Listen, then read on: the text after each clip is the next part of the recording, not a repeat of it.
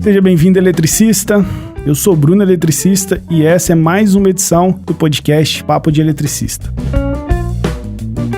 Retrofit, um termo técnico que é pouco usado nas rodas de conversas entre eletricistas, mas um procedimento relativamente comum que qualquer eletricista já fez pelo menos uma vez na sua carreira. Hoje abordaremos esse tema de uma forma diferente. Será um painel de discussão.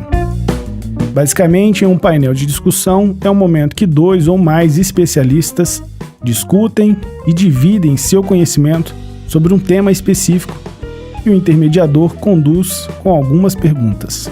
Os especialistas de hoje são 2 gigantes em conhecimento. O primeiro convidado nosso é Hilton Moreno. Hilton já participou aqui de outros programas comigo, é engenheiro eletricista, sócio-diretor do Grupo HM News, membro do Comitê Brasileiro de Eletricidade, da ABNT, autor e coautor de várias publicações, entre livros, manuais e guias. Palestrante, consultor de empresas como a Cobrecon e de associações como a Abracopel. Hilton, seja bem-vindo. Muito obrigado, Bruno, pelo convite. Um abraço a você e aos nossos ouvintes. Nosso segundo convidado, Eduardo Daniel. Eduardo, engenheiro eletricista, coordenador do Comitê Brasileiro de Cobre da ABNT, consultor de tecnologia do Sindicel, Sindicato da Indústria de Condutores Elétricos, Trefilação e Laminação de Metais Não Ferrosos do Estado de São Paulo, e da Associação Brasileira do Cobre, vice-presidente do Comitê Brasileiro de Avaliação de Conformidade do Conmetro, além de consultor e palestrante. Eduardo, seja bem-vindo. É um prazer recebê-lo aqui pela primeira vez. Obrigado, Bruno, também pelo convite aqui. É um prazer estar aí com o Hilton também, participando dessa sua gravação. Hilton, o que é retrofit? Então, Bruno, para o assunto que nos interessa desenvolver em seguida, eu simplificaria dizendo que é uma reforma, é uma atualização das instalações elétricas. Se a gente for lá no dicionário inglês, etc., tem outras coisas, mas pro que a gente vai tratar na sequência, é reformar, atualizar, né, deixar uma instalação elétrica que era antiga, provavelmente está insegura, torná-la mais segura, atualizada, sobretudo cumprindo as normas. Olha, eu só complementaria uma coisa aí essa definição que o Hilton deu, porque na verdade eu acho que o retrofit pode ter 2 objetivos, né? Você ter um retrofit, como ele falou, né? Em relação às condições de segurança, por exemplo, da instalação, que é o que nós sabemos que muitas vezes, ou da maioria das vezes, é o que é mais necessário em instalações antigas, né? E a outra é você coincidir isso por exemplo, com um aumento da própria instalação, né? Você vai fazer uma reforma, talvez para colocar uma nova parte, mudar um equipamento, agregar novos equipamentos, e você acaba fazendo um retrofit, porém, uma coisa muito importante, né? Nesse segundo caso, se você estiver só aumentando ou adequando mais a carga, sem grandes reformas, né? É muito importante que nós lembremos que a segurança tem que vir em primeiro lugar. Então aí nós caímos exatamente nessa definição aí que o Hilton deu, né? E Eduardo, tem algumas instalações, na norma se diz que pelo menos no mínimo em 10 anos tem que ter uma inspeção, uma vistoria, uma inspeção pelo menos visual de uma instalação. Mas a gente encontra casos aí no dia a dia de instalações com 15 ou até mais tempo que aparentemente está funcionando normalmente. Em um caso desse que o cliente acha que não há necessidade de intervenção, qual seria o primeiro olhar, o primeiro contato do eletricista para mudar essa concepção? Olha, o grande problema, essa frase não é minha, mas é de algum colega com certeza que falou isso com mais propriedade. O problema da instalação elétrica é que ela é escondida, né? A instalação predial nós não vemos. Então, mesmo você falou como cliente ou como um usuário de uma instalação, nem sempre é muito fácil ele perceber se a condição, pensando só em segurança até, né? Se a condição está segura ou não. Ele simplesmente, a instalação para ele é uma série de pontos de tomada, né? Quando nós não temos até algumas gambiarras, né? Que você puxa algum fio de algum buraco, alguma coisa assim, né? Puxa direto de um eletroduto, né? Deixa uma tomada pendurada no ar e ele vai colocando cada vez mais carga ali. Então, mesmo naquele caso onde isso não ocorre, onde o usuário só vai ligar alguma coisa em alguma tomada, ele já está cometendo um certo pecado, porque ele não sabe como é que está a instalação lá dentro. Esse é um grande problema. Então, a parte muito importante, hoje nós não temos essa avaliação da conformidade periódica das instalações aqui, não é um requisito legal aqui no Brasil. E, infelizmente, também não é uma boa prática do mercado. Ou seja, nós relegamos a segurança da instalação elétrica a um segundo plano. Se sobrar dinheiro, eu vou fazer alguma coisa. Como não sobra dinheiro para ninguém, o que acontece? Você compra um novo equipamento, você troca a sua geladeira, você instala um ar-condicionado onde não tinha, né? E esquece que a tua instalação pode ser que não conseguisse atender essa nova demanda, principalmente em aspectos de segurança. Então, o primeiro ponto que se deve ter bastante cuidado é ter uma avaliação segura de alguém mais entendido, se nós estamos falando de pessoas que não têm todo o conhecimento, né? Ou seja, não é a pessoa de má fé, ela simplesmente pendura tudo que ela acha nas tomadas, põe uma série de reguinhas, né, de extensões, né, de tomadas múltiplas, né, e simplesmente vai carregando a instalação. E muitas vezes, se nós pegarmos casos de instalações aí com mais de 20 anos, mesmo agora, né, com 30 anos, né? Essa instalação não está mais adequada para isso.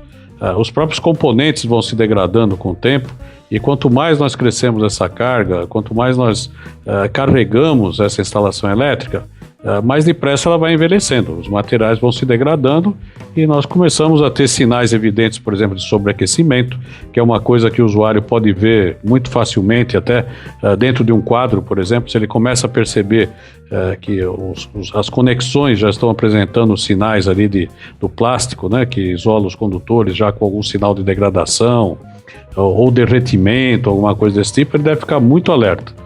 Então, aí nesses casos é necessário fazer uma reforma, uma adequação mais emergencial, tá? Um complementozinho também, do ponto de vista do profissional, né, do eletricista, porque geralmente o consumidor é vítima, né? Ele só vai dar, como o Eduardo comentou, o consumidor ele só vai dar importância para esse assunto quando ele tiver um problema. Aí a gente já vai cair numa área que não é o desejável, né? Então, acho que do ponto de vista do nosso profissional, do eletricista que está nos ouvindo, acho que assim, a regra é exatamente como no funcionamento aí do corpo de qualquer pessoa. A gente vai ficando velho e vai começando a ter problema, né?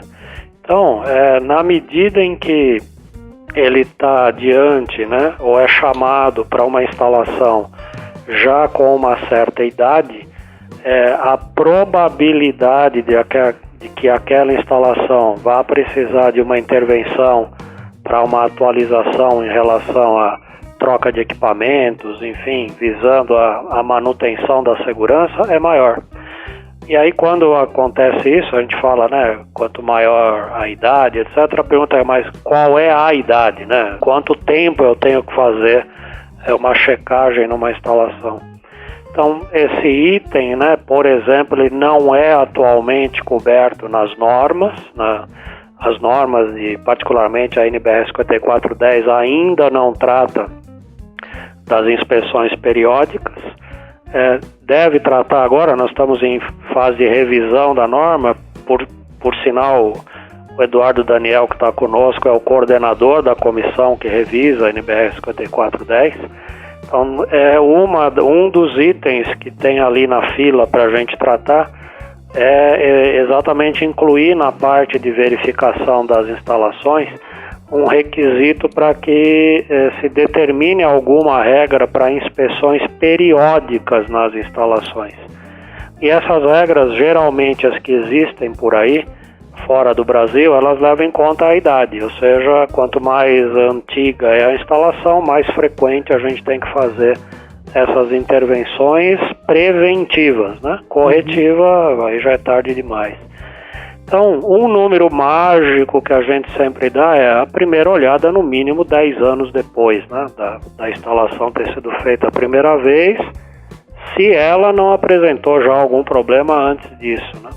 E depois a cada 5 anos, mas esse é um número mágico, ele não é é pelo menos um norte para começar a conversa. Né? Hilton, e uma dúvida que eu sempre recebi de clientes meus é o seguinte, e até o Eduardo citou isso na fala dele. Nós temos vários componentes numa instalação elétrica. Basicamente, o nosso cliente, o usuário final, o leigo, ele geralmente enxerga 3 componentes só numa instalação. Ele enxerga iluminação e interruptores, que é o que está ali no dia a dia dele. Ele sabe que existe toda aquela fiação, os condutores elétricos ali internamente à parede. E ele sabe do disjuntor que, na maioria das vezes, alguns clientes dizem que ele atrapalha o uso da instalação elétrica, que quando eles estão tomando um banho mais demorado, o disjuntor desarma e tudo mais. Mas um detalhe que sempre eu fui muito crítico nessa parte de inspeção e de retrofit, que é o condutor elétrico. É um cara que está num local não tão bem ventilado, que ninguém vê e que é a peça mais crítica de toda a instalação, no meu ponto de vista, e que infelizmente alguns eletricistas esquecem que o disjuntor é para proteger esse sujeito aí na instalação e não simplesmente para ligar ou desligar um circuito. O senhor, como consultor da Cobricom, como que o senhor avalia isso? O que nós podemos ter de perspectiva de vida útil de um condutor elétrico, a tecnologia que existia antigamente na fabricação de um condutor e a tecnologia hoje disponível? O que tem para nós aí nesse sentido? Legal, sua colocação é perfeita, Bruno, porque realmente o condutor, a grande importância dele é assim, dentre várias, é que se o condutor apresentar algum problema lá no meio lá do percurso, é muito complicado você identificar, fazer troca. Se houver um princípio de incêndio ali dentro por causa do condutor, como ele é um elemento linear, atravessa vários cômodos, ele leva um incêndio, pode levar o incêndio de um cômodo para outro, enfim, ele é um item efetivamente muito sensível aí em relação a essa parte de segurança. O que acontece? Muito no passado, né, a gente tinha ali condutores que eram fabricados até com isolação, né, em pano, né, simplificadamente falando em pano, tal, a coisa evoluiu bastante, tirando hoje instalações aí de 50, 60 anos para trás, mas as instalações mais recentes, podemos falar nos últimos 30, 40 anos, os materiais isolantes dos condutores elétricos já são em plástico ou são em borracha. E de anos para cá, o Eduardo talvez possa me ajudar a lembrar, mas 20, 25, 30 anos para cá, são materiais já que o mercado a gente acabou chamando de anti-chama. Então, com compostos que retardam a propagação de chama, o que melhorou muito o desempenho em relação à segurança. Então, com relação a esse item, eu diria que os projetos dos cabos, etc. e tal, eles são, nos últimos 30 anos, 25, 30 anos, são cabos efetivamente muito mais seguros, né, do ponto de vista nesse quesito. Agora, em relação à vida útil de condutores, o que acontece? Esse é um outro item também que não é determinado em norma técnica. Você tem que fazer escolha, o fabricante, quando escolhe os materiais para construir um cabo, ele tem que seguir algumas especificações, tem que fazer uma série de ensaios, esses ensaios garantindo algumas características que são aquele cabo, são 3 basicamente, né? O cabo tem que aguentar uma certa temperatura máxima de funcionamento no chamado regime contínuo, ou seja, o tempo inteiro ele pode trabalhar naquela temperatura. Depois ele tem uma temperatura de sobrecarga que ele deve suportar por um tempo determinado na norma. Aí sim, em sobrecarga e em curto-circuito, você tem tempos máximos associados a certas temperaturas máximas que os cabos têm que trabalhar. E uma vez ultrapassadas essas temperaturas e tempos, o cabo é condenado, ele teria que ser trocado. Em regime contínuo, não tem um valor fechado nas normas que definem quantas horas. É diferente de uma lâmpada, né? Você fala em lâmpada, a lâmpada tem que durar X mil horas. Não tem essa duração em condutores elétricos. Então, o que se faz é, fabricantes realizam ensaios nas suas fábricas, né, em laboratórios, ensaios de envelhecimento acelerado, que a gente chama, que simulam o envelhecimento do cabo. Em poucos meses, os fabricantes simulam muitos anos de vida daquele cabo e, com isso, procuram estimar a vida útil de um cabo. Bom, quando isso é feito para cabos de uso residencial, predial em geral, ok? Nossos cabos normais aí do dia a dia, quando você leva esses cabos nas condições controladas de laboratório, dentro do laboratório, naquelas condições, os cabos comuns vão há 20 anos, 30 anos, alguns 40, 50 anos, que seria a vida útil de um cabo, quando simulada em laboratório. Quando você vai para a vida real, começa a aparecer um monte de coisas que não foram previstas nos ensaios de laboratório. Tipo, esse ensaio em laboratório prevê que o cabo tem uma ventilação adequada, etc, etc. Aí nós vamos para o mundo real, a pessoa coloca, entope um eletroduto até não poder mais colocar nem tirar um fio dentro do eletroduto. Isso não é uma condição ideal, vai prejudicar a vida. Então essa volta toda para dizer o seguinte: em condições ideais, o cabo é um produto, quando bem fabricado, etc, etc, etc, etc, com materiais adequados, é um produto para durar 20, 30, 40, 50 anos. Né? Uhum. Na vida real, a vida dele vai depender muito de como ele foi transportado da fábrica até a loja, como ele ficou armazenado na loja, como ele foi levado da loja para o canteiro de obra, como ele foi tirado da embalagem, puxado, colocado, usado. E aí isso pode reduzir a vida desse cabo a alguns meses, como se tudo isso deu certo, ele pode ficar lá por décadas. Né? Então, é uma coisa assim... O certo em cabos ele não seria um produto, se bem tratado, se especificado corretamente, projetado corretamente, usado conforme o que foi projetado, é um cabo para durar décadas, não é um produto para ficar trocando todo ano. O que eu queria só complementar aí, o que o Wilton está falando, dando alguns números, né, desses tipos de condutores mais comuns, né? O Wilton citou aí desde quando nós temos essa situação, pelo menos aqui no Brasil, né? Isso foi feito mais ou menos em 1982, foi quando foi trocada o uso aqui no Brasil da escala WG e dos condutores em MCM, né? Que era um padrão norte-americano, para a escala em milímetros quadrados, para seções em milímetros quadrados, que são as seções utilizadas, adotadas pelas normas da IEC, as normas internacionais. Então isso foi em 1982 aqui no Brasil. Justamente nessa época, um dos pontos que foram colocados aqui por trás dessa mudança até de critério foi a utilização de materiais novos na época do PVC, que foi o chamado PVC anti-chama, né? Nós não podemos usar muito esse nome porque ele é uma marca registrada, mas é um PVC, na verdade é um plástico, é um termoplástico, né?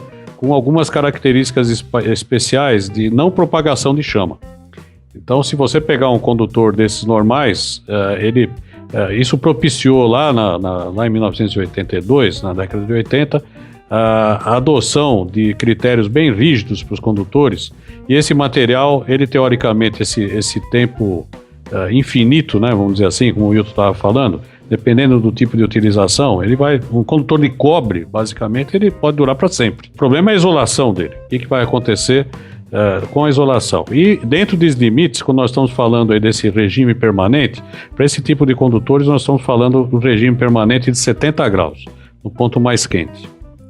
Então antes disso, nós tínhamos PVC para 60 graus, a partir de 1982 foi adotado esse padrão de 70 graus. Então, teoricamente, se nós conseguíssemos ter em regime permanente um condutor operando continuamente a 70 graus do ponto mais quente, que é aquele ponto, é a interface entre a parte do cobre e a isolação, aquele ponto interno, ele não teria problema nenhum. Então, isso já ajudou bastante, porque nós conseguimos, de alguma maneira, aumentar na época até a carga que os condutores podiam ser submetidos, justamente permitindo que a temperatura do ponto mais quente fosse de 60 para 70 graus.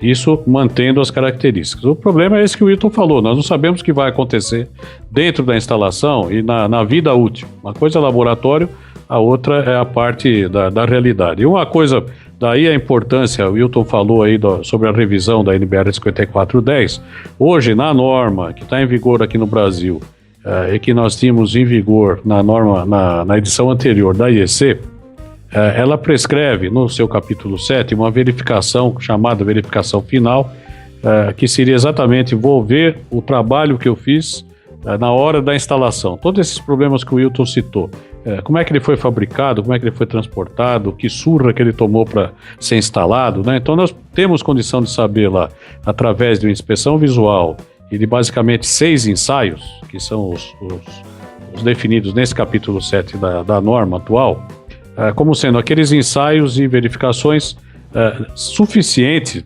teoricamente, para garantir que a instalação foi bem feita. E daí para frente começa a vida útil.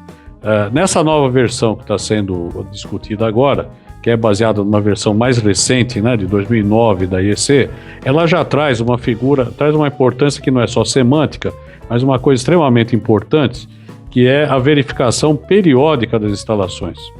Então, muitos desses pontos que o Wilton está citando, por exemplo, eu não sei o que vai acontecer com o condutor, e com certeza ele é o ponto mais importante da instalação, é o que está mais presente em quantidade numa instalação e é o mais escondido. Nós teríamos condição de verificar periodicamente através de alguns ensaios. Por exemplo, se eu tive uma sobrecarga no condutor dentro de um eletroduto, a inspeção visual depois que ele foi montado eu não vou ter mais, não vou conseguir ver isso.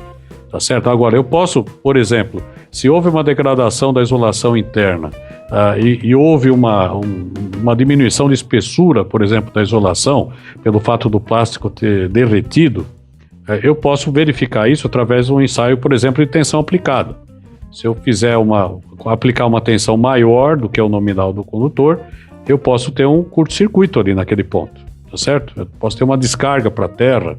Isso eu consigo perceber através de um ensaio. Por isso a importância dessa verificação periódica. No mínimo, uma verificação visual periódica é necessária, porque esses sinais que nós poderíamos ter nos condutores dentro dos eletrodutos, eles podem estar visíveis também, por exemplo, nas conexões de um disjuntor. Se eu tenho uma instalação mais antiga, aquelas que ainda usavam chave e faca, né?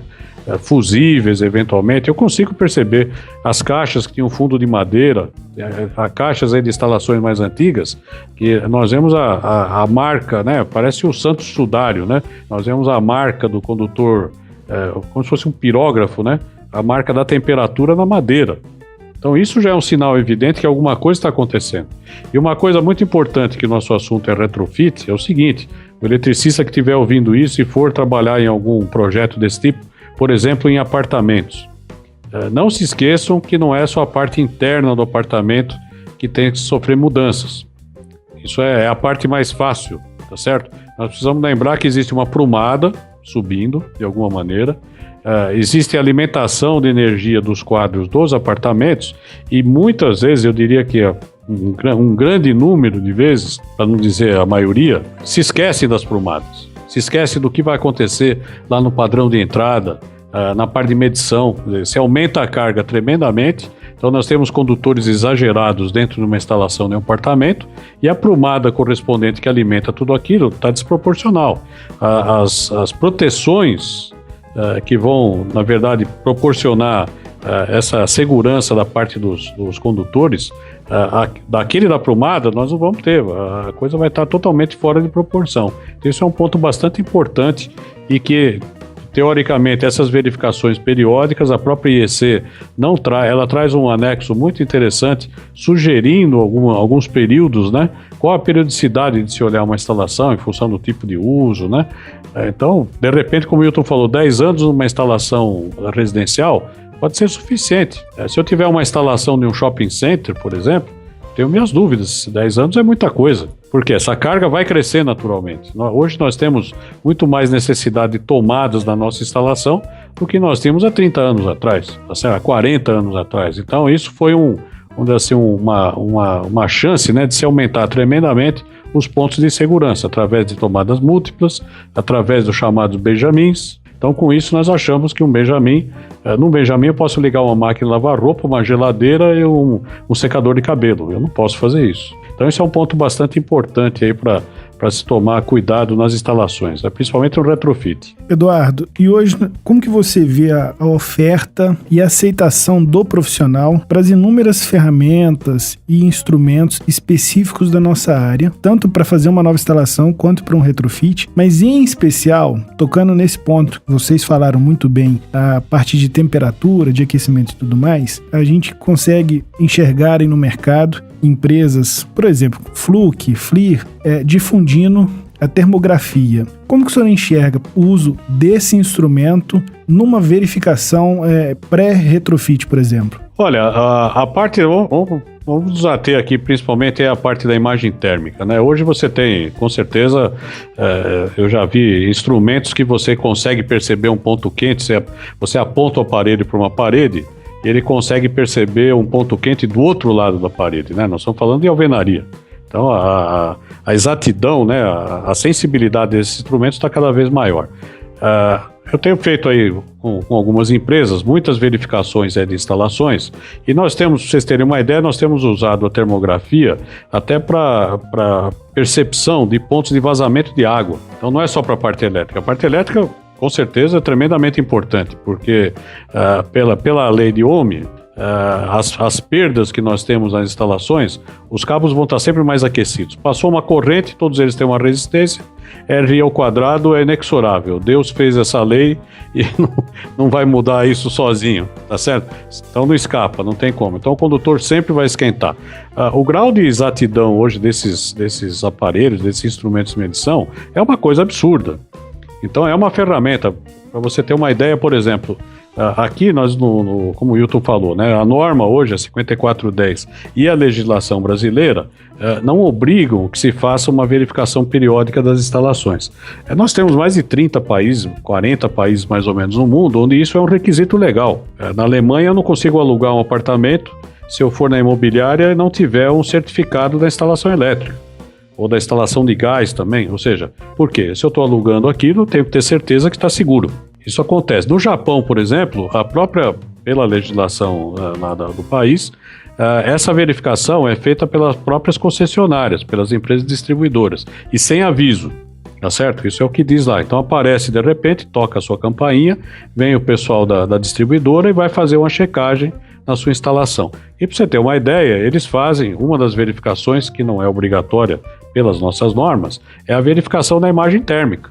Desde o transformador de distribuição, de todas as conexões, dos pontos de entrada, de alimentação da instalação interna e nos quadros, para se verificar a existência de pontos quentes.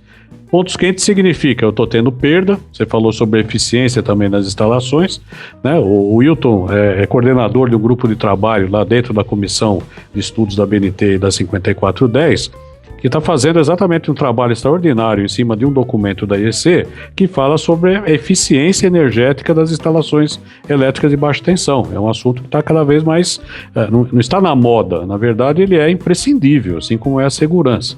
Então esses assuntos novos não é só em relação à segurança, até a própria melhoria da eficiência, você reduzir perdas, ou seja, eu não vou esquentar a parede ali. Eu já morei num apartamento onde você pisava descalço no piso da cozinha, por exemplo, e você sentia um ponto quente ali perto bem embaixo da iluminação da cozinha. Ou seja, o apartamento de baixo devia estar com alguma sobrecarga. Devia ter um holofote lá de 500 watts ali, iluminando a cozinha lá do meu vizinho de baixo, porque esquentava o piso, para ter uma ideia, né? Então alguma coisa estava acontecendo. Provavelmente um condutor mal dimensionado ou mal instalado, uma conexão talvez mal instalada, né? E que desse aquele ponto de aquecimento. Então, isso é tremendamente importante. Então, em outros países onde essa tecnologia já é mais barata e já mais acessível, eu diria que no Brasil hoje isso está cada vez mais comum também, né?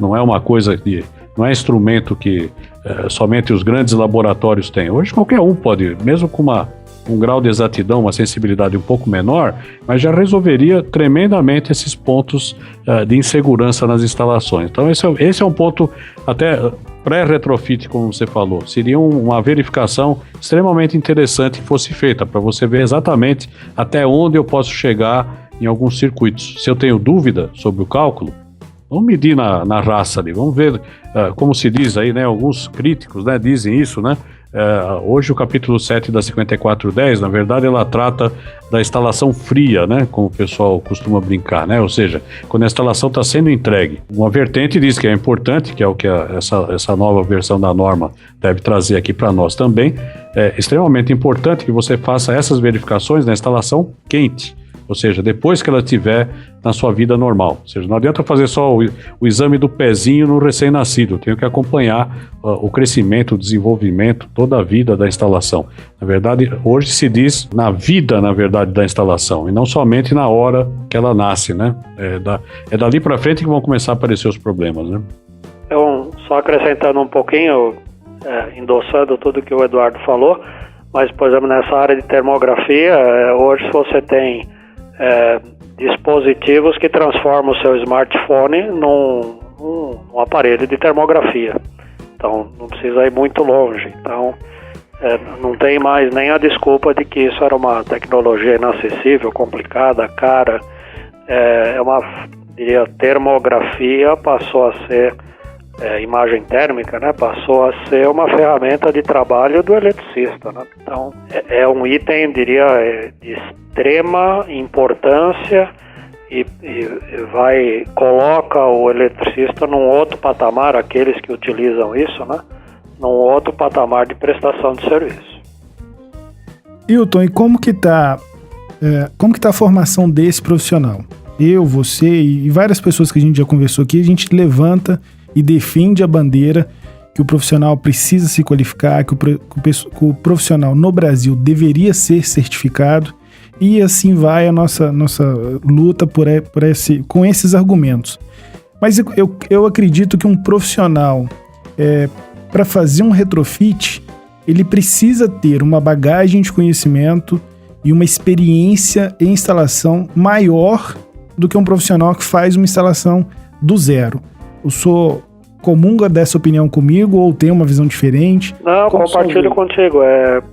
Quase tudo na vida é mais difícil você reformar, né? Uhum. Do que você começar do zero, né? Então, para reformar, você tem que aplicar os conhecimentos necessários para sair do zero, e fora isso ainda tem que ter uma série de outras atribuições, né?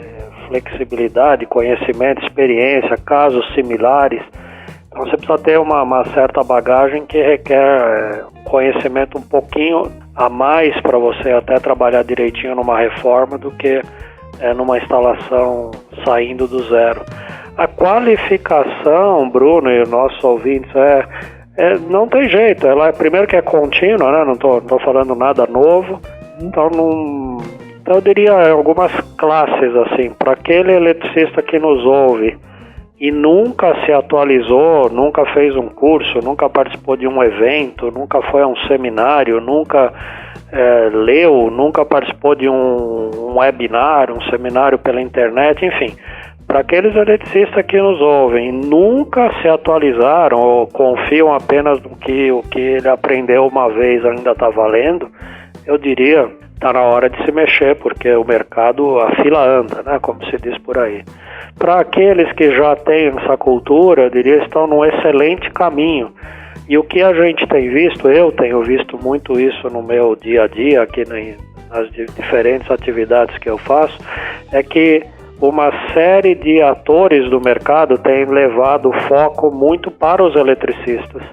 Então nós temos, meu caso aqui, revista que fala com o eletricista, a gente faz o fórum que fala com o eletricista, a gente tem a proposta do programa Eletricista Consciente, que dá uma série de ferramentas, treinamentos, a gente tem fabricantes aí no mercado, né, que tem trabalhos específicos voltados para formação, conhecimento do eletricista. Então, assim, fonte de locais e de atividades para o eletricista e se atualizando e adquirindo conhecimento são inúmeras e tem novas todos os dias. Essa própria atividade, a sua atividade aqui, o Papo de Eletricista, é uma outra fonte riquíssima de atualização. Então, fontes tem várias. Nas fontes um pouco mais formais, continuam sendo os cursos oferecidos pelo Senai uma referência no mercado. Há escolas particulares, alguns cursos particulares também que oferecem treinamento na área de eletricidade. Os do Senai são referência aí, curso de eletricista instalador, eletricista predial, enfim, diferentes cursos de formação no Senai que eu recomendaria muito que todos que estão nos ouvindo, os que não fizeram, que façam esses cursos.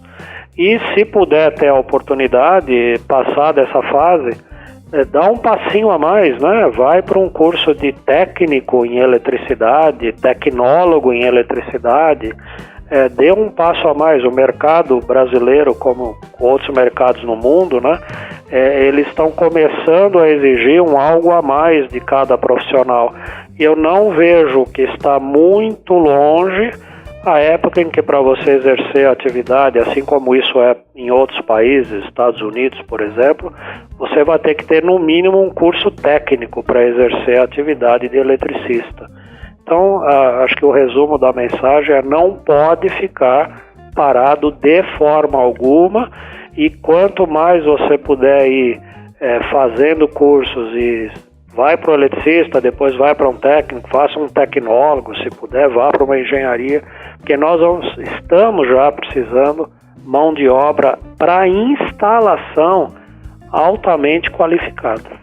Eu acho que um dos pontos aí, o que o Wilton falou é verdade. Eu acho que concordo também com ele. Um dos caminhos, né, um dos canais é exatamente esse seu caminho, né, o Bruno. Quer dizer, existem coisas muito boas em termos de, nem que fosse só de informação, de graça, tá certo? De várias entidades de classe, várias organizações, como é o Procobre, o próprio Senai, né?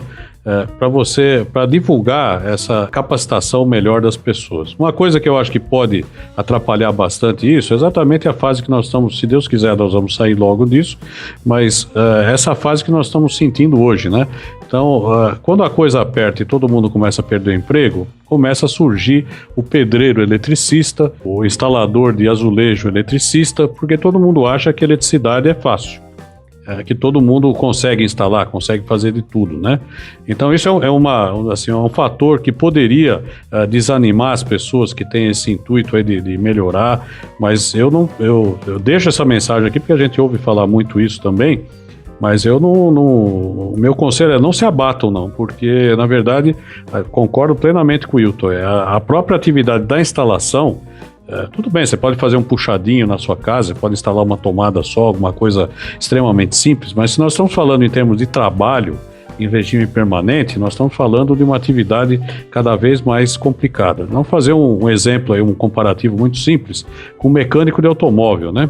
Mecânico de automóvel, no tempo que só existia Fusquinha, eu tive um Fuscão já, né? E o meu mecânico lá falava assim: olha, esse carro é uma maravilha. Ele abria a tampa do motor e falava: por isso que não quebra, não tem nada. Aquele motorzinho lá, pequenininho, isso o Fuscão já tinha bastante coisa, né? Hoje nós não temos. Você leva o seu carro numa oficina, um carro de 10 anos, por exemplo, de idade e mais novos, né? E quanto mais novo, pior é. O mecânico não tem chave de fenda, não tem alicate, ele tem um microcomputador. Ele vai vai ligar uma interface lá com aquela famosa sonda, como é que chama lá? Sonda Delta, sonda Z, sei lá, que é um negócio que quebra em qualquer automóvel, que controla a alimentação de oxigênio dentro do motor. Então nós não temos mais aquele caso lá, aperta aqui, amarra, troca a correia, põe uma meia de nylon de mulher para fazer o papel da correia. Não tem mais isso. Hoje é um trabalho cada vez mais sofisticado. Você vai colocar um carro numa bancada, você vai colocar estilo Fórmula 1, que é tudo eletrônico. Você não vê mais coisa... A parte mecânica é uma coisa... Não é que é a mais simples, ela é tão complexa que ela é totalmente controlada pela parte eletrônica. Então, na instalação elétrica também.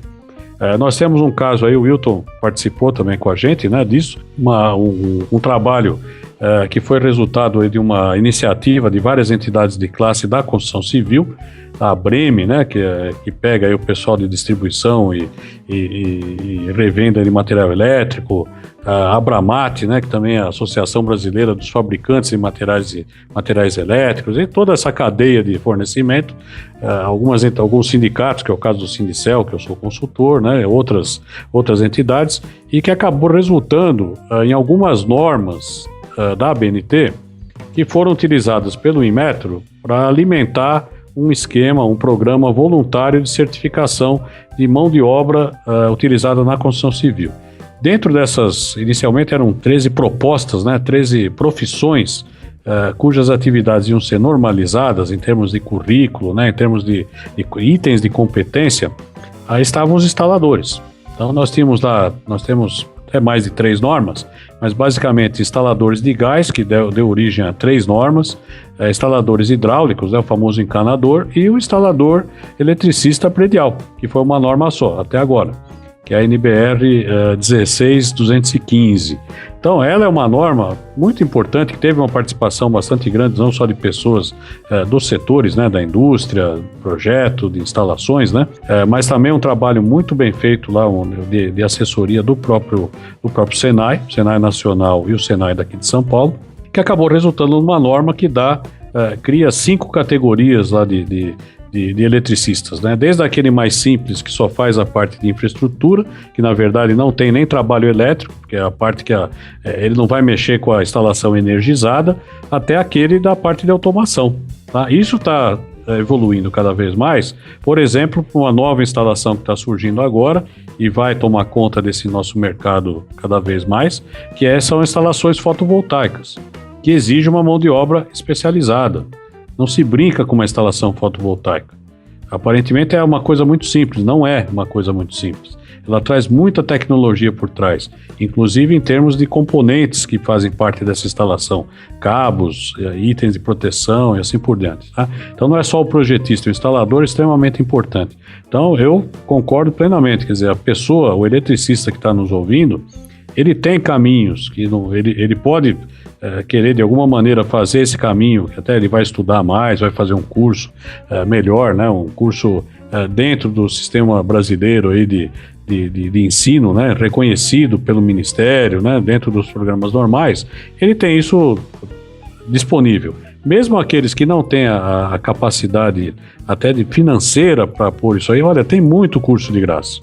Nós já cansamos de ver, o Wilton também é testemunha em várias palestras aí que participei junto com ele, falando sobre perigos da eletricidade, das instalações elétricas, e nós tínhamos lá zeladores de prédio, que eram mandados nos treinamentos, porque quem que fazia o trabalho elétrico dentro de um prédio?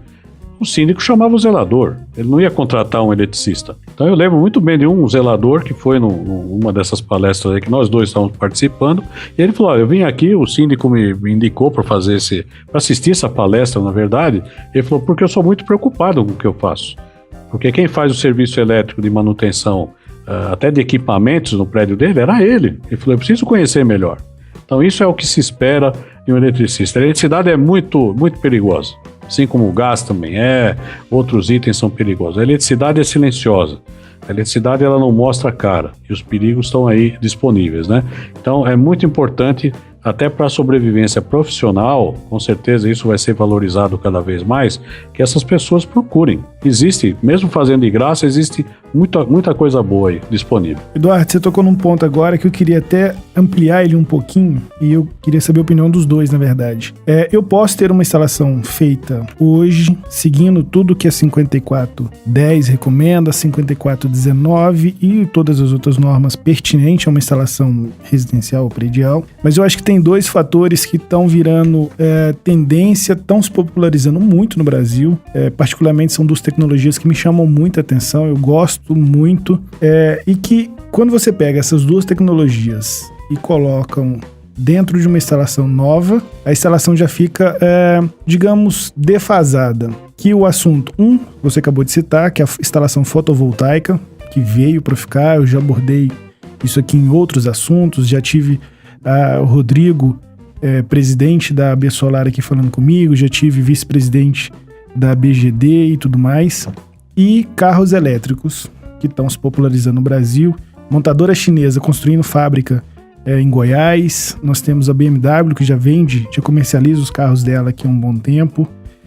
Como que vocês dois enxergam essas duas áreas que estão intimamente ligadas ao nosso setor, a instalações elétricas, e o que a gente pode esperar aí muito em breve? Com certeza, as duas estão chegando.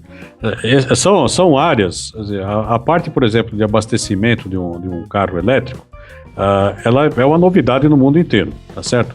Inclusive em termos de padronização dos plugs, né, de alimentação, isso é um problema muito sério, que a própria IEC ainda não resolveu. E o Brasil já está sofrendo isso. Apesar de nós não termos isso muito comum ainda nas ruas, né? Mas se não tomar cuidado agora, vai ter um problema mais tarde. Tá? O Wilton falou lá sobre rápida, ele não quer citar aqui o padrão de plugs e tomadas, né? Mas nós precisamos tomar muito cuidado para não acontecer uma coisa parecida com a parte de alimentação de veículos elétricos, tá certo? Senão daqui a pouco eu compro um veículo, aí eu vou ver, eu fico com aquela cara de bobo, né? O plug na mão, vejo a tomada na outra e as coisas não encaixam. Aí eu vou ter que comprar um adaptador para fazer isso. Então não é muito simples como a gente faz numa instalação convencional, aí só de energia normal, né? Ou como nós fazíamos antes. Agora o negócio começa a complicar. Tem vários aqui, se a gente fosse ficar, se você já abordou esse negócio, tem vários pontos aí que eu acho que são coisas críticas, que nós vamos ter que fazer essa lição de casa antes de qualquer coisa. Eu participo de um grupo de trabalho dentro da ABINE, né, que é um grupo de trabalho, não, um grupo setorial de energias fotovoltaicas, e a preocupação muito grande do setor foi o seguinte: essas instalações estão crescendo cada vez mais, como nós temos aí, né? A parte da regulamentação aparentemente está resolvida, né? Tem algumas adaptações, algumas melhorias para serem feitas, tal, mas de maneira geral a regulamentação já existe. Eu já consigo montar uma geração distribuída no telhado da minha casa e consigo vender o excesso, o excedente de energia elétrica para a minha distribuidora. O problema é o seguinte: quem vai fazer essa instalação, quem vai projetar, o que nós temos hoje? Bom, instalação elétrica é tudo a mesma coisa. Então, tanto faz ser fotovoltaico, como ter, em vez do fotovoltaico, eu ter uma alimentação com uma distribuidora de energia, ou se eu tiver uma instalação, um gerador a diesel, por exemplo, alimentando de energia essa instalação. Não é a mesma coisa. Tá? Então, isso é um erro bastante grande que o pessoal comete.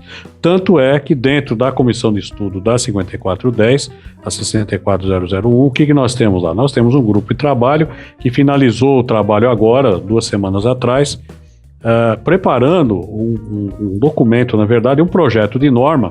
Nós não sabemos ainda, não temos a definição se vai ser uma parte da 5410 ou vai ser um documento totalmente à parte, provavelmente vai ser um documento à parte, com requisitos de instalação só fotovoltaicos, porque o assunto é muito complexo. E não é simplesmente, eu preciso de um disjuntor. Vai lá na loja de material elétrico e compra um disjuntor normal, convencional, para a parte de corrente alternada, uma instalação convencional, predial. Nossa, não é a mesma coisa. Um DPS, um dispositivo de proteção contra surtos, extremamente importante numa instalação fotovoltaica, não é o mesmo. Nós não temos nem norma disso aqui no Brasil ainda. Esses DPS já existem fora do Brasil, podem ser comprados aqui, né, mas nós não temos norma brasileira para isso, nem baseada numa norma internacional. Então são adaptações. Nós temos uma outra norma aqui de cabos específicos para instalações fotovoltaicas, que acabou de ser feito agora o projeto de norma, deve sair para consulta nacional pela BNT nesses próximos 2 meses, ou nesse próximo mês talvez. Então são componentes extremamente importantes que nós não temos nem norma ainda aqui no Brasil, e muito menos a norma da instalação. Então isso causou um desconforto bastante grande para esse setor que está apostando nisso, para que não se queime a tecnologia. Mesma coisa do carro elétrico que você falou. Se amanhã começa a dar problema, se eu compro um carro, depois não tenho como alimentar esse carro, o que eu vou fazer com esse carro? É como se eu tivesse, na época que foi lançado, era o carro a álcool antes, né? Agora nós temos o etanol, né? Se eu não tivesse posto, se eu não tivesse um carro a gás, por exemplo, não tivesse um posto de abastecimento. Então isso não vai resolver, só vai criar problema. Então isso, para mim, é uma preocupação bastante grande. Eu acho que nós temos que fazer a lição de casa básica, aqui eu estou citando só uma parte, que não é só a capacitação da indústria, a capacitação dos usuários, dos instaladores, dos projetistas e todo mundo nessa cadeia, a coisa mais simples do mundo que é fazer uma norma técnica. Nós precisamos ter essa norma para poder projetar bem, instalar bem, treinar a mão de obra. Tá? Então já se fala dentro desse grupo aí também, lá na BINE, o que nós vamos fazer com esse instalador? Não pode ser eu brinquei lá, o pedreiro instalador. Pelo amor de Deus, mas estou acostumado a subir no telhado. Não é a mesma coisa. Ele vai participar da construção de uma instalação totalmente diferente, com requisitos muito específicos ali. E se não fizer isso direito, não vai funcionar direito. Então nós vamos acabar queimando a tecnologia. Então isso é uma preocupação bastante grande de toda a cadeia de fornecimento dessas duas tecnologias que você está falando, que vieram para ficar, com certeza, né? E nós temos que fazer a lição de casa para nos prepararmos para esse advento, no mínimo fazendo uma norma técnica, alinhada com o que existe aí nos outros países, né? Assino embaixo tudo que o Eduardo falou. Em particular, no caso de instalações fotovoltaicas, algumas unidades no Brasil, não são muitas ainda, algumas unidades do Senai oferecem curso para eletricista instalador fotovoltaico. Então começa a ter alguma iniciativa já pelo lado, mais uma vez, do Senai, né? Em relação a esse treinamento. Então, dependendo de onde está o nosso ouvinte, aí ele pode fazer uma busca aí nas escolas do Senai, ver se por acaso na sua região tem isso. Pelas informações que eu tenho, a ideia é que isso se amplie aí para várias e várias unidades do Senai pelo Brasil, para tentar prover, né, conhecimento aí para essa mão de obra que sem dúvida tende a crescer muito. Veículos elétricos, o que eu tenho acompanhado são já, não diria que é generalizado ainda, mas há várias construtoras, mais em empreendimentos de alto padrão, em que as construtoras já começam a pedir, né, para que no projeto seja previsto o sistema de recarga, né, de veículos elétricos nos edifícios, né? Isso tem exigido dos projetistas e, consequentemente, depois dos instaladores e da mão de obra, né, a qualificação para poder realizar isso. Como o Eduardo falou, a normalização nisso existem várias normas da ABNT para plugs e tomadas para veículos elétricos, sistemas de recarga, enfim. Existem algumas normas, a maioria delas de 2013, que tratam dessa parte de sistemas de recarga de veículos elétricos. Então, mas como os próprios veículos ainda não são uma quantidade considerável, né? Isso é uma tecnologia que não se viralizou, né? Vamos dizer assim, para usar o termo aí da moda. Então, mas é uma outra área também que efetivamente faz parte, né? Começa a fazer cada vez mais parte do dia a dia. E no caso, um eletricista autônomo, vamos chamar assim, né? Ele precisa estar preparado, porque em algum momento pode ser que ele pegue um proprietário que vá pedir para ele, né, ir atrás aí tanto de um sistema fotovoltaico quanto de um sistema de alimentação de um veículo elétrico, dependendo aí do cliente que ele pegar. E nessas áreas, nesse momento, não dá para fazer de qualquer jeito. Não dá, absolutamente, o instinto que o pedreiro tinha antigamente, que era só puxar o fio. Nessas duas áreas já não funcionava na elétrica normal. Nessas duas, muito menos ainda. E eu acrescentaria um terceiro item nisso que você colocou, além de fotovoltaico e veículo elétrico, é a parte de automação residencial e predial, que é um sistema, uma tecnologia que cresce em média 20%, 30% ao ano esse mercado.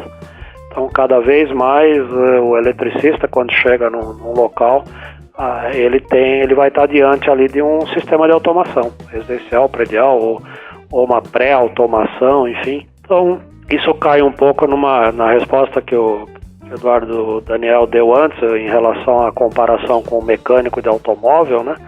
Então, hoje em dia, o eletricista, além de tudo que ele já conhecia, ele tem que estar preparado para essas novas tecnologias, que não se restringem mais a puxar fio e pregar alguma coisa ali, bater um prego numa parede. Hoje em dia são coisas muito mais voltadas à digitalização, né? Então, assim, não dá. O eletricista de hoje e daqui para frente, e já de algum tempo, não é mais aquele eletricista que era, é aperfeiçoamento contínuo. Uma maneira até mais genérica, né? Isso a gente sabe lá dentro das discussões até da revisão da 5410, que na verdade contempla essa parte do fotovoltaico e eventualmente até dos veículos elétricos, que é o seguinte, é a presença cada vez maior da distribuição interna em corrente contínua, tá certo? Então, se nós pegarmos a 5410, acho que eu, o Hilton, né, outros colegas aí, vivos ainda, né, Hilton, mas que nós somos da época da corrente alternada.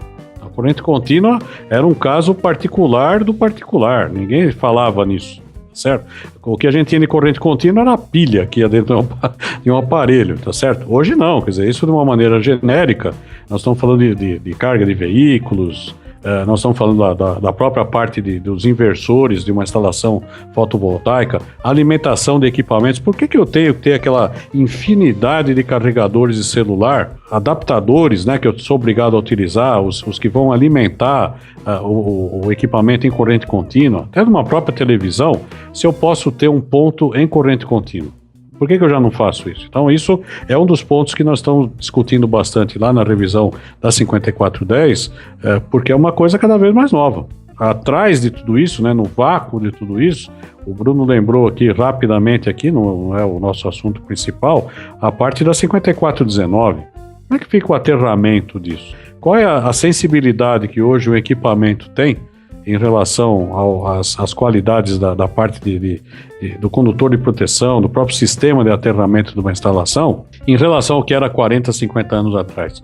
A casa da minha avó não precisava ter isso. Eu acho que o Wilton, acho que essa frase é dele, inclusive, o problema até do condutor de proteção numa instalação elétrica é que a danada na instalação funciona sem ele. Acho que essa frase é sua, né, Hilton? Talvez. É verdade. Então, só que agora nós temos equipamentos, sistemas, né? O Hilton lembrou bem a parte de sistemas de automação, que se eu não tiver um sistema de aterramento eficaz, se não for devidamente adaptado, né? Se não for projetado para aquilo que ele tem que servir, eu vou ter problema no equipamento. Então, isso é uma coisa relativamente nova que tem vindo. Porque a tecnologia cresceu da parede para fora, ela está se tornando cada vez mais complexa e nós temos que fazer esse retorno para dentro da parede, né? Quer dizer, nós temos que ter a parte de automação, temos que ter dispositivos lá que são muito mais sensíveis, né? Então já se discute bastante isso. Isso eu acho que é uma mudança, eu falei aí, que veio para ficar. Acho que é um caminho sem volta. E o profissional dessa área vai ter que se preparar cada vez melhor. Ou seja, está acabando aquele... Quando eu era pequeno, eu tinha um problema de garganta, o que meu pai e minha mãe faziam era levar num farmacêutico conhecido. Hoje em dia você tem que ir no médico. A gente só vive mais hoje porque nós temos especialistas em muita coisa, nós temos tecnologia por trás, né? Então não é simplesmente pincelar a garganta como se fazia antigamente, com farmacêutico de confiança. Hoje nós precisamos, exemplo do mecânico aí do automóvel que eu falei, nós precisamos ter equipamentos para isso, né? Nós precisamos ter conhecimento para isso. Se não tiver, nós vamos voltar para a idade da pedra, de novo, né?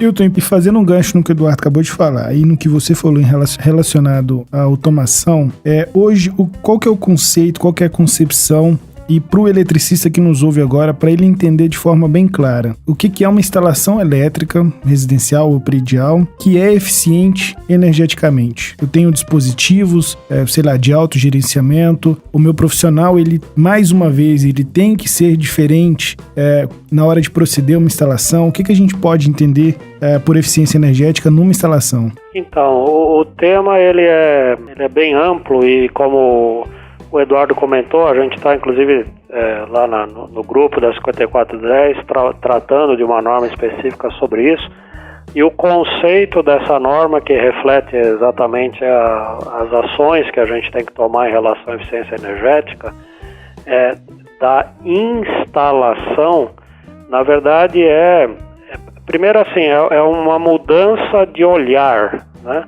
Até então a gente aqui no Brasil enxerga a eficiência energética de produtos. Então, a eficiência energética da lâmpada, do motor, do reator, do transformador, da geladeira, do ar-condicionado. Perfeito, isso tudo tem que ter, né? Isso é o ponto de partida. Agora, nesse sentido, quando a gente fala eficiência energética da instalação, é o mesmo conceito. A gente tem que olhar para a instalação elétrica como se ela fosse, e ela é, um produto que consome energia, instalação elétrica. E basicamente isso está relacionado ao que já foi dito antes, a perda Joule, né? A instalação elétrica, os componentes da instalação, o disjuntor, o DR, o cabo, os barramentos, os contatos, os componentes da instalação elétrica, eles dissipam energia, eles aquecem quando eles funcionam.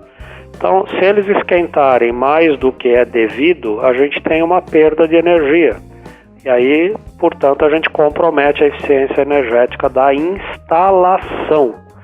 Então, eu tenho que ter uma instalação em que seus componentes lidem energeticamente de uma forma adequada, e nessa instalação, como o Eduardo tem dito, da parede para fora, eu tenho produtos que são eficientes energeticamente.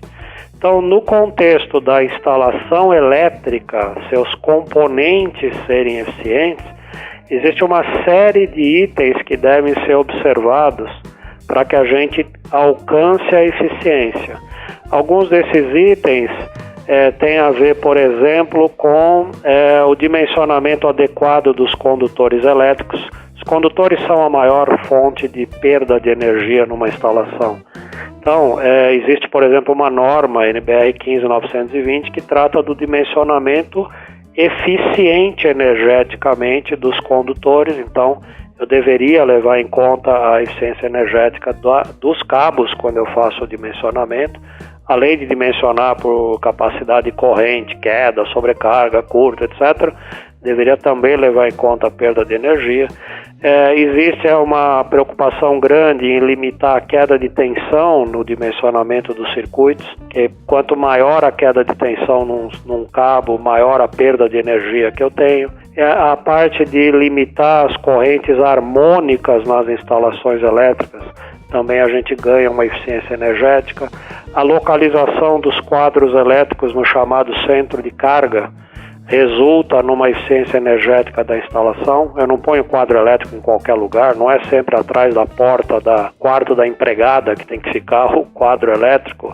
Ele tem um lugar certo para ficar do ponto de vista de energético. Se a instalação for um pouco maior, tiver transformadores, a gente tem que trabalhar com os transformadores com uma relação de carga adequada, nem muito sobrecarregado, nem muito invasivo. A gente tem que trabalhar com motores eficientes. Enfim, existe uma série, essa norma ela trata aproximadamente 10, 15 itens da instalação elétrica que devem ser verificados para que a gente no final tenha uma instalação energeticamente eficiente. E a outra coisa que está por trás desse conceito da instalação é que também não adianta só ter essas medidas que a gente faz na parte de projetá-la assim, mas ela tem que, na verdade, funcionar de uma maneira energeticamente eficiente. Então, uma coisa é projetar uma instalação energeticamente eficiente, outra é instalar da forma como projetado e, sobretudo, fazê-la funcionar da maneira eficiente. E para eu conseguir ter uma instalação que funcione eficientemente, eu preciso ter a medição das grandezas que me permitem avaliar se ela é eficiente. Então a gente tem que ter todo um sistema de medição, e também não adianta nada só medir se eu não puder fazer nada com essas medições. Então, uma vez medida, essas instalações elas sempre vão ter que ter, instalações energeticamente eficientes sempre vão ter que ter algum grau de automação, que é para que possa ser feita uma intervenção automática no funcionamento dessa instalação, para que faça com que ela funcione no ponto de eficiência. Então é como se eu tivesse no automóvel lá uma medição constante do consumo. Se eu quero ficar lá num consumo ótimo do meu carro, Tem uma hora lá que eu vou ter que ou acelerar o carro um pouquinho, ou diminuir a aceleração do carro, ou eu vou colocar ali no piloto automático para que ele mantenha uma certa condição de trabalho para ter o consumo ótimo. Então assim, uma instalação energeticamente eficiente começa por um projeto, onde eu vou ter uma série de coisas pensando nisso. Depois, esse projeto vai ter que prever uma série de medições e atuações através de um sistema de controle, um sistema de automação que faça com que eu trabalhe a maior parte dessa instalação no ponto ótimo de eficiência energética dela. Mais uma vez aqui, para a gente aqui no Brasil, no mundo também, mas no Brasil em particular, é uma maneira muito nova de olhar para a instalação elétrica e mais uma vez vai requerer uma mudança no grau de conhecimento dos profissionais, sejam dos engenheiros que projetam, a turma que instala, quem opera, quem dá manutenção, quem faz intervenção nas instalações. É mais um item novo na formação aí de quem mexe com as instalações elétricas prediais. Na esteira dessa eficiência energética, já tem no mercado produtos novos de automação que são pensados especificamente para fazer com que a instalação trabalhe assim. São relés, são sensores, mais uma vez toda uma parte digitalizada que entra nessa parte de eficiência energética da instalação. É um novo campo se abrindo aí na nossa frente. Não, só complementando aqui o óbvio que o Wilton falou, é isso aí mesmo, quer dizer, eu comentei antes, né, isso aqui, a instalação está ficando cada vez mais complexa.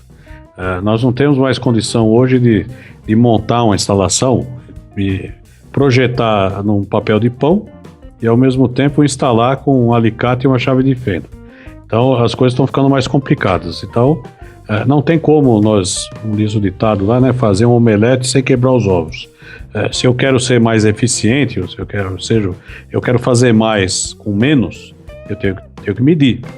Medir isso não é simplesmente sentir o cheiro. Eu tenho que ter equipamentos para isso, tenho que ter instrumentação, tenho que ter softwares para isso. Então, com isso, a instalação fica cada vez mais complexa. Então, é um assunto que vai surgir cada vez mais, né? Se nós pegarmos o 14 bis do Santos Dumont, era zero em automação, porque a automação dele estava nos pés dele, né? Hoje, se nós pegamos qualquer aviãozinho aí, que por menor que seja, por mais amadora que seja a sua construção, vai ter alguma coisa de automação, não tem como. Então isso mais uma vez é um componente que veio para ficar, né? Acho que só teria isso para complementar. Na verdade, o Wilton explorou bem aí o que deve ser feito, né? Wilton, depois daquela entrevista épica e histórica sua pra gente, a maior entrevista que a gente já teve até hoje, eu recebi um comentário de um ouvinte que eu achei... Ele resumiu uma fala sua, que é uma realidade, na verdade, fantástica. Ele escreveu assim, resumindo, eu estou eletricista. Eu não sou eletricista. Vamos pegar essa frase dele e eu queria te fazer a seguinte pergunta. Para você, que foi o autor da frase do que eu vou falar agora, depois eu queria ver a opinião do Eduardo. Eletricista não é uma profissão, ela é uma ocupação. Aquele dia, muita gente, eu acho que ficou assustado com a sua frase. Você falou tão naturalmente na nossa entrevista, e hoje eu queria te perguntar o seguinte, queria perguntar para vocês o seguinte. O fato de eletricista não ser uma profissão, ela é uma consequência de tudo que nós já conversamos até agora, ou ela é a causa de tudo que nós já conversamos até agora aqui hoje? Bom, a pergunta é interessante, assim, eu não diria nem causa nem consequência. Eletricista não é a única ocupação no Brasil que não é ainda uma profissão. Na verdade, a gente tem muito mais ocupações no Brasil do que profissões. Então, eu diria, esse é um fato, eletricista não ser profissão ainda, é um fato, é um acidente de percurso, né? E ele está muito relacionado, na minha interpretação, a questão de que alguém, e esse alguém é coletivo, ok? A coletividade dos eletricistas não conseguiu se unir ainda de uma forma tal que tivesse a força e o foco necessário para trabalhar no sentido de tornar essa ocupação uma profissão, porque é assim que as ocupações se tornam profissões, né? É quando o setor se organiza, se mobiliza e vai atrás desse trabalho que no fundo é legislativo, né? É trabalhar junto ao Congresso para que aquele tema seja incluído num projeto de lei que vira uma lei que depois é sancionada e isso é transformado em profissão. Então, no Brasil, as ocupações não precisam de projeto de lei, mas profissões sim. Então, eu diria, por alguma razão que eu não saberia identificar exatamente até agora o porquê, mas não houve essa mobilização dessas pessoas que trabalham como eletricistas, talvez por não ter havido ainda uma liderança significativa, ou alguém não pegou essa bandeira ainda e trabalhar. Isso não é um processo simples, não é da noite para o dia que isso acontece, mas por outro lado é um trabalho normal, não tem nada de extraordinário. Precisa alguém, um grupo bacana, pegar essa bandeira, ir para cima, trabalhar, cumprir as etapas aí previstas na legislação, transformar em profissão. Quando você transforma em profissão, uma série de coisas começam a ficar, obviamente, mais formais. Você começa, inclusive, a ter, né, uma das consequências da profissão é a formação dos conselhos profissionais. E, por sua vez, esses conselhos começam a ter força para, inclusive, trabalhar junto à criação de mais cursos, uma formação mais oficial, enfim. Talvez nesse sentido eu possa dizer, é um pouco da não tanta formação do eletricista, possa talvez até ser uma consequência, retificando o que eu falei antes, da categoria não ter se organizado ainda como uma profissão. Olha, eu diria, só complementando um pouquinho aí, não vou contradizer o Wilton, porque acho que é isso mesmo.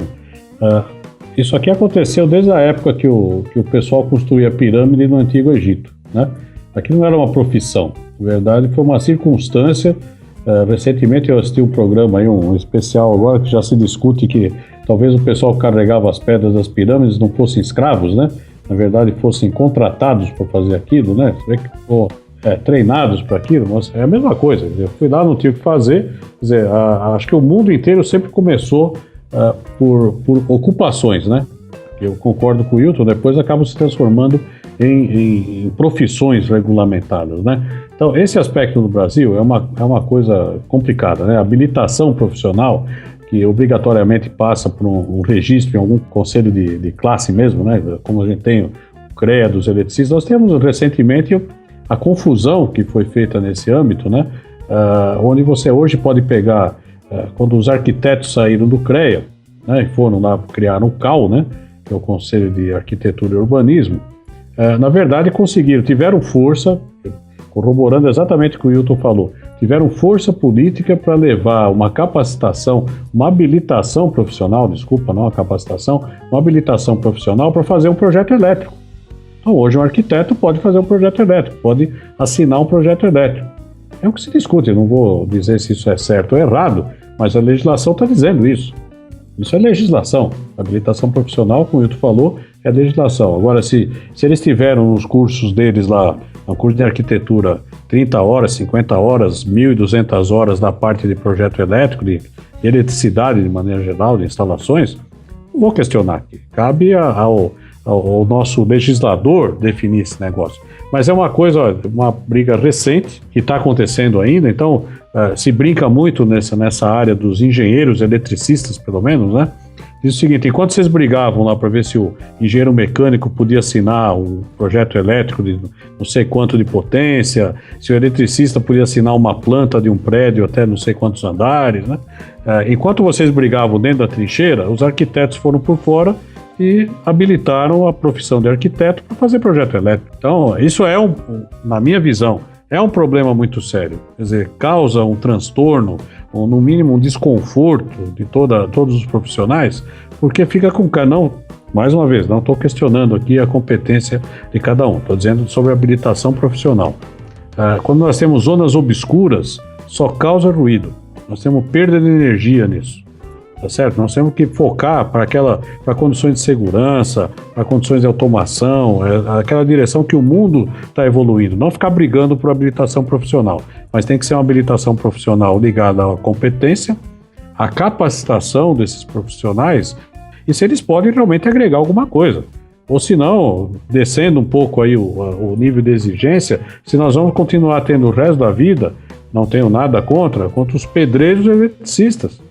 Pode ser que tenha um pedreiro que saiba fazer instalação elétrica, tenha aprendido com o pai, com o tio, sei lá, ao longo dos anos, que seja muito melhor do que o melhor dos engenheiros. Com certeza é, porque ele tem uma visão mais prática, tá certo? Mas até que ponto nós podemos confiar uma instalação mais complexa a uma pessoa que não tem condição, e não é nada pejorativo aí, ele não tem tempo até, nem condição financeira para acompanhar esses cursos todos, por exemplo, de especialização que o Wilton citou.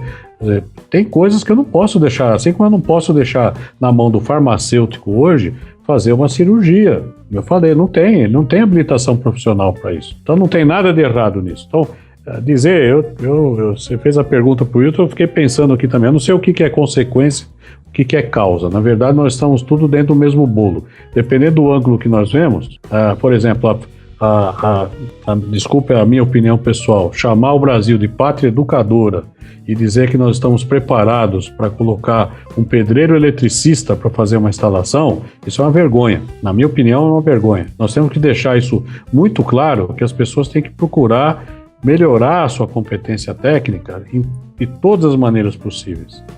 Instalação elétrica é uma coisa muito séria. Como diz um outro colega nosso, uma boa instalação elétrica não é aquela feita por engenheiro, por técnico, tecnólogo, o cara que fez curso no Senai, no Procobre, o Wilton, seja quem for. A boa instalação elétrica é aquela que é a prova de usuário.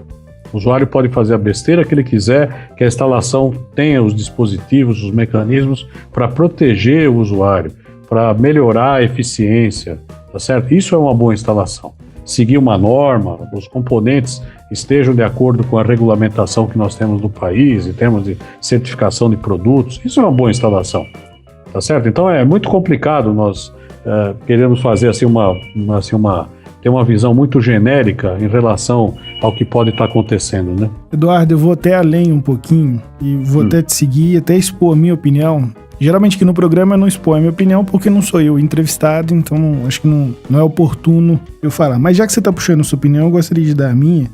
E eu sou até um pouco mais purista no que você está falando. Mas eu sou radicalmente contra cursos online na nossa área. Hoje você entra no YouTube e você acha diversos vídeos ensinando a instalar um interfone, um sensor de presença, uma lâmpada, uma luminária, enfim. Eu sou radicalmente contra isso. Algumas pessoas, quando eu comecei o programa, até vieram me perguntar se o futuro do Papo de Eletricista ou do Bruno Eletricista na internet seria para cursos online. Definitivamente não é.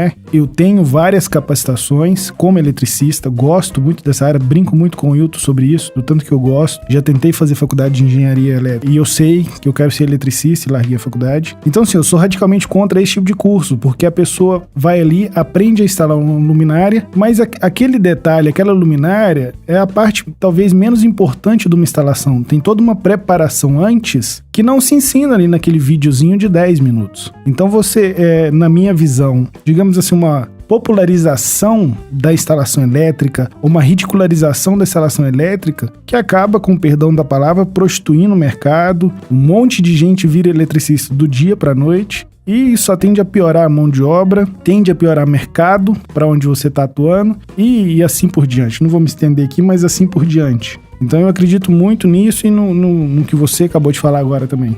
Isso é complicado, né? Eu particularmente concordo com você também, né? Eu acho que há coisas que você consegue fazer à distância, isso é opinião pessoal minha.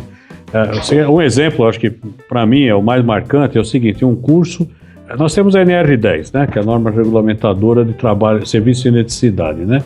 A NR10, ela tem um conteúdo teórico até, né, interessante, baseado lá naqueles pontos que a 5410, pegando a parte de baixa tensão, né, preconiza, esse negócio todo. Mas, na minha opinião, eu não sei como é que dá para fazer um curso da NR10 à distância, Porque nós temos uma parte prática ali que tem que ser feita.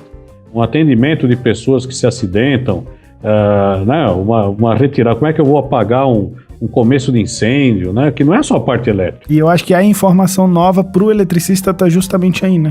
Exatamente. Então, isso eu concordo com você, usando exatamente o termo que você usou, né? Você vai acabar prostituindo, ou acaba prostituindo, isso a gente vê no mercado direto, com aquele... Normalmente é no verso do certificado do curso do NR10, você tem lá aquele conteúdo programático, que é exatamente o anexo do NR10, né? Aí você vai ver e fala, como é que você fez isso? Eu fiz um curso lá de 40 horas à distância. Pô, quem que deu o curso aquele que o enfermeiro do trabalho ou o médico do trabalho tem que dar? Ou alguém ligado a um atendimento, por exemplo, um bombeiro, alguma coisa assim, na parte de salvamento em altura. Salvamento, né? Um trabalho em altura, não dá para... Tem coisas que não é só no YouTube que você vai ver. Então, isso eu acho que cria um desvio extremamente ruim para isso, né? Uma coisa que ninguém, se você for pegar especificamente no NR10, né? Ninguém cumpre. O cara mudou de função, ele tem que ser treinado novamente. Ele mudou de empresa, aquele curso que ele fez antes já não vale mais. Alguém vê isso? Não vê. Então, eu acho que, infelizmente, a gente acaba caindo em vários assuntos, né? Acaba caindo na famosa canetada, né? Como a gente brinca, né? Assim, com muitos casos nós temos aí, é o medo que todo mundo tem, nessa parte de avaliação das instalações elétricas, ou da certificação até das instalações elétricas. Uma coisa muito útil aí que o Inmetro fez foi ter soltado pelo menos uma portaria, mesmo que seja voluntária disso. Mas hoje o organismo tem que ser acreditado pelo Inmetro para cumprir a portaria do Inmetro. Então não é qualquer um que vai fazer aqui. E todo mundo sabe, quem é do ramo sabe como é complicado ser acreditado pelo Inmetro para fazer qualquer atividade, seja um laboratório, uma certificação de produto, uma certificação de sistema, não é simples. Com isso você acaba nivelando por cima. Eu acho que a mesma coisa tinha que ser, que eu acho um ponto fraco, não estou dizendo que é de maneira genérica, mas acontece bastante, é o famoso laudo da 5419. Então nós vemos vários casos lá que você tem, eu já vi laudos, né, onde a pessoa que apresentou aquilo e assinou, recolheu uma RT, ele esqueceu até de mudar o nome da empresa. Então ele fez um Ctrl-C, Ctrl-V ali, mas o serviço porco, né, é de dar risada, né, mas é muito comum a gente ver isso. Onde você vai ver é o Ctrl-C, Ctrl-V, quando muito muda o nome lá da empresa, as condições são... O diagnóstico parece que é igual para todo mundo, então não pode acontecer isso. Isso é uma coisa muito triste que a gente deixa acontecer aqui no Brasil. Não é só aqui, em outros países também, mas acho que mais aqui, porque é impunidade. Tá certo? Então o cara faz isso, ele devia, se ele for pego, ele devia perder o registro dele, e se ele for falsificar o registro, devia ir em cana mesmo e preso, porque não pode deixar acontecer. São itens de segurança. Você imagina alguém dando um curso aí de trabalho em altura, de trabalho em atmosferas explosivas, né? Espaço confinado, e você dá um treinamento errado. Não pode, essa pessoa vai morrer. Então, não se, sabe, não, a gente viu recentemente, eu vi uma entrevista no rádio aí sobre mais um problema, né, que acharam aí do uso de materiais cirúrgicos aí vencidos e usados, né, que alguns médicos aí acabaram usando para diminuir o valor lá do plano de saúde, aquela história toda. A entrevista de dois que conseguiram gravar, uma coisa ridícula, uma coisa, como é que dois médicos podem ter aquela conversa? E a gente sabe que engenheiro é a mesma coisa. Então a gente não pode deixar acontecer, não pode ser conivente com isso. Então acho que em qualquer tijolinho que você tiver para subir, para fazer assim, encher bastante, como nós estamos fazendo aqui, como é o seu veículo, é extremamente importante você avisar as pessoas que vão trabalhar com eletricidade. Seja o eletricista mais simples, que muitas vezes não sabe nem escrever direito. Qual o problema dele não saber escrever direito? Ele tem que saber o que ele tem que fazer. Ele tem que saber o que está por trás daquilo. Qual é a importância daquilo. Essa é a parte principal. É isso que ele tem que aprender. O resto ele vai ter que buscar, vai ter que melhorar as condições de trabalho dele, as condições se ele não sabe como é que funciona um dispositivo, mesmo que seja pela internet, vai lá, faz uma consulta lá para o fabricante, tira dúvida. Todos esses fabricantes hoje de equipamentos, se você for ver, o Wilton lembrou da parte de automação, todos os fabricantes desses equipamentos, de sistemas de automação, eles têm dentro das suas empresas, eles têm durante feiras, ou mesmo nos escritórios deles, em algumas localidades, eles têm laboratórios para isso, para dar formação dessas pessoas. Para eles é importante também, senão, mais uma vez, pode queimar a tecnologia. Então, eu concordo com você, Bruno. Eu acho que tem coisas aí que nós precisamos ainda fazer muita lição de casa. Não é só escolher o terminal melhor lá para fazer a carga ou recarga do veículo elétrico. Tem muita coisa de base que nós temos que fazer. E a principal é a parte de valores. Nós estamos passando por uma fase muito triste de esquecimento de valores. Então, essa é uma coisa que a gente não pode esquecer, não. Hilton, quer completar alguma coisa? Assina embaixo. Senhores, é o seguinte, para o eletricista que está nos ouvindo agora, que chegou numa instalação elétrica antiga, ela está aparentemente funcionando, mas que ele fez uma inspeção visual ali e ele sabe, com todo o conhecimento técnico dele, que a instalação precisa de retrofit, precisa ser refeita pelas condições que ela se apresenta, mas que ele, talvez por algum motivo, eventualmente não consegue ele convencer o cliente para fazer aquele retrofit. O que nós podemos dar como argumentos, como ferramentas para ele convencer o cliente de fazer o retrofit? O que seriam os benefícios práticos para uma instalação elétrica que é feito um retrofit em cima dela? Da minha parte aqui, acho que é extremamente simples, né? Uma situação assim, nós tivemos uma coisa bastante... A primeira coisa acho que é critério, né? E puxando a parte de valores que eu estava comentando antes. Se é um aspecto ligado à segurança, eu acho que ele tem que esgotar os argumentos que ele tem, tá certo? Quer dizer, exemplo, né? Eu acho que talvez seja o mais comum que todos nós sofremos, é o seguinte: por que eu tenho que instalar um DR, um dispositivo de proteção residual, de corrente residual, numa instalação elétrica? Porque ela vai proteger contra choques elétricos. Custa caro isso? Tem um custo. Se é caro ou não sei. Quanto custa a vida humana? Se vai proteger contra um choque elétrico, pode ser mortal. 1 milhão pode ser muito barato. Se ele não serve para nada, R$1 pode ser muito caro. Então, acho que primeiro começa aí. Item segurança, eu acho que não se discute. Eu puxaria, quer dizer, esse é um argumento em relação à segurança. Se vai melhorar a eficiência, de repente, pode ser uma coisa extremamente importante. Daqui a alguns anos, talvez seja até... vai ser tão crítico quanto a segurança, mas vamos pensar no dia de hoje. O que eu perco hoje se eu tiver uma instalação onde eu tenho as perdas Joule um pouco maior do que eu teria numa instalação diferente hoje, por exemplo, uma parte de seção de condutor? Isso está ligado à parte de segurança? Não necessariamente. Eu posso cometer algum pecado em relação a isso? Eu diria hoje até poderia. Segurança eu acho que não tem negociação. Eu diria o seguinte: esse problema começou desde que o homem é homem, né? Desde que o mundo é mundo. Talvez uma das coisas mais recentes é quando, né, um tribunal de Nuremberg pega lá um camarada, lá, um soldado, né, um oficial, que gostava de matar judeus nos campos de concentração, e ele declara que ele cumpria ordens. Eu tenho muitos colegas aí, instaladores, eventualmente até projetistas, e uma infinidade de eletricistas, de curiosos até, que fazem sempre a mesma pergunta: mas olha, o cliente não queria colocar aquilo, então ou eu faço aquilo do jeito que ele quer, ou eu perco o trabalho. Olha, para mim é a mesma coisa no Nuremberg. Você vai lá na frente do juiz depois, na frente do tribunal, você vai falar: olha, eu só matei 1 milhão de judeus porque eu cumpria ordens, me deram a ordem, eu fui lá e matei. Então é um problema de consciência, mais uma vez é de valores, tá certo? Quer dizer, eu tenho colegas aí, instaladores, que já me apresentaram problemas parecidos com esse em relação a alguns tipos de dispositivo, um DPS, por exemplo. Não, eu não vou colocar um DPS porque o meu cliente não quer, diz que vai custar muito caro. Então, para eu não perder o projeto, eu deixei sem o DPS. Cada um tem a sua consciência. Então, eu acho que, eu lembro, se não me engano, foi que nós tivemos alguns casos aí no passado aí de propinas, né? Eu me lembro muito bem daquele... cuidava de um sítio, né, onde havia algumas reuniões de vez em quando lá para entrega de propinas, e que o advogado de defesa, o acusado, falou para ele: mas se ninguém sabia, por que o senhor fez a denúncia? Ele falou: só que eu sabia.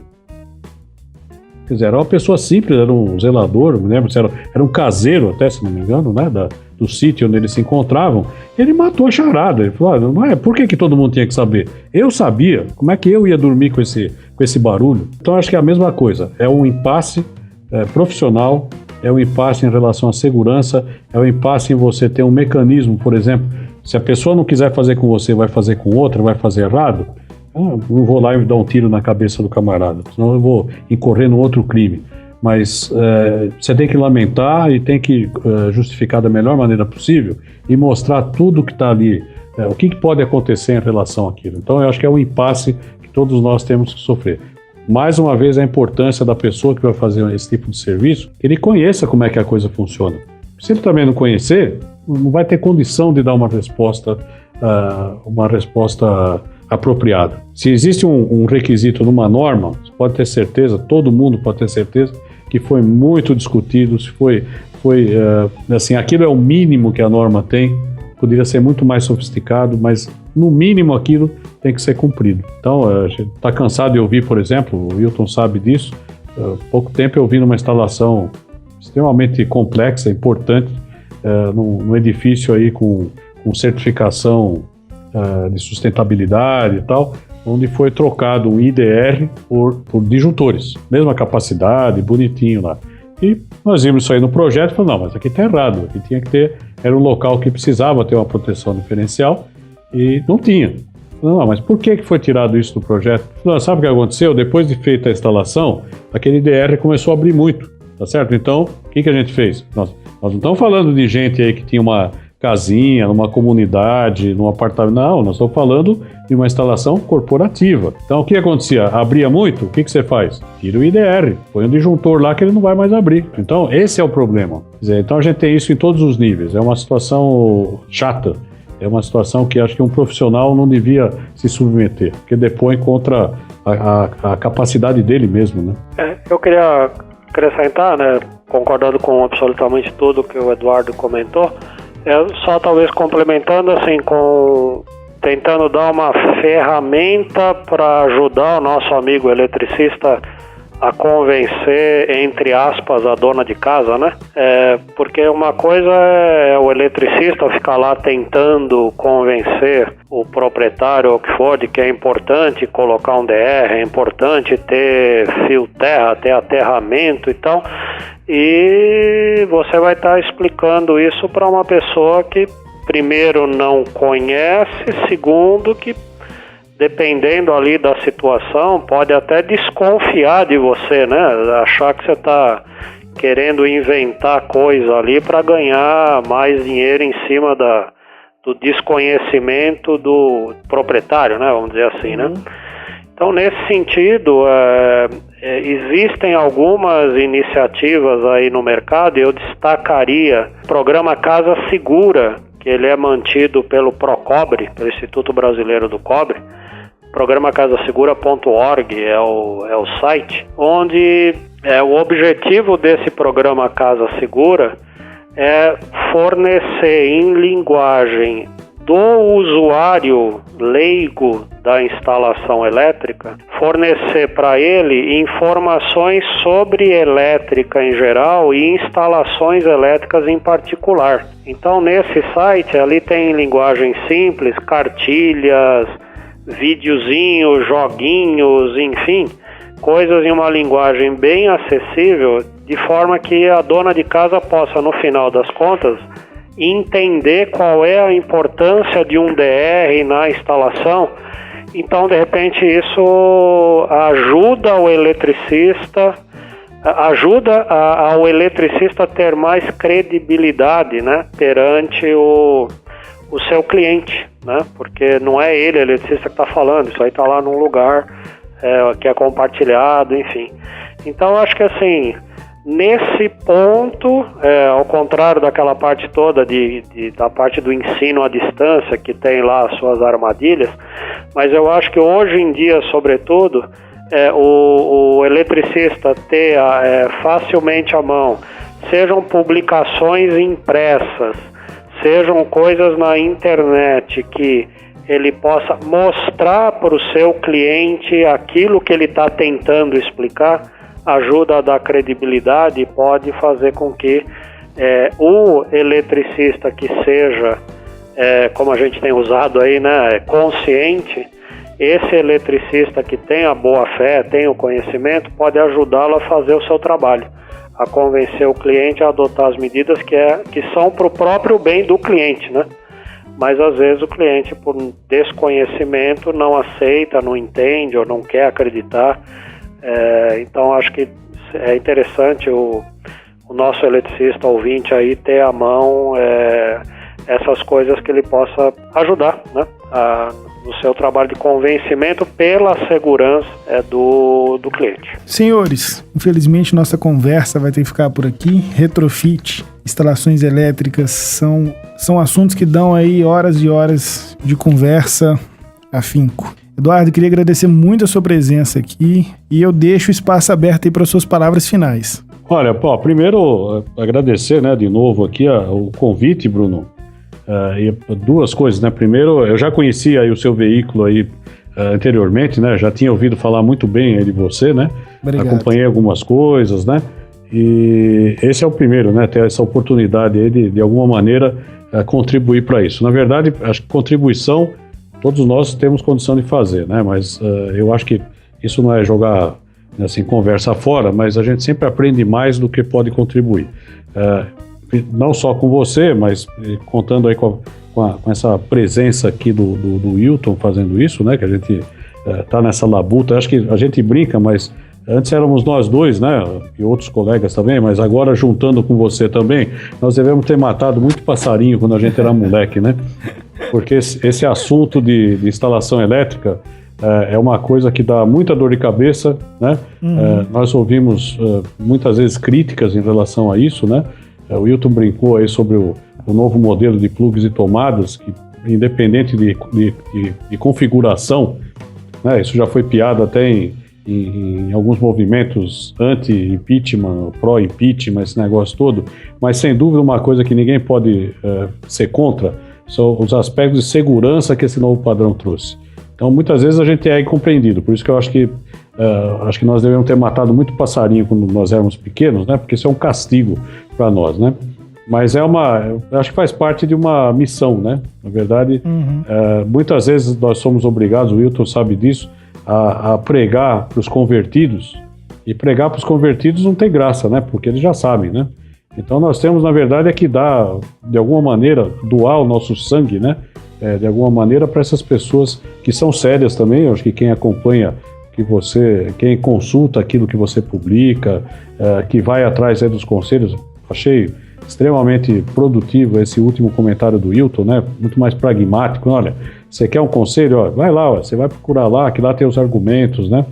É isso que tem que fazer mesmo. Então, com certeza. Essa é uma oportunidade muito boa aí para todos nós aqui, muito mais do que passar conhecimento, né? Muito mais trocar experiência. Isso é o ponto mais importante e mais uma vez agradeço aí o convite. Eu que fico agradecido, viu, Eduardo?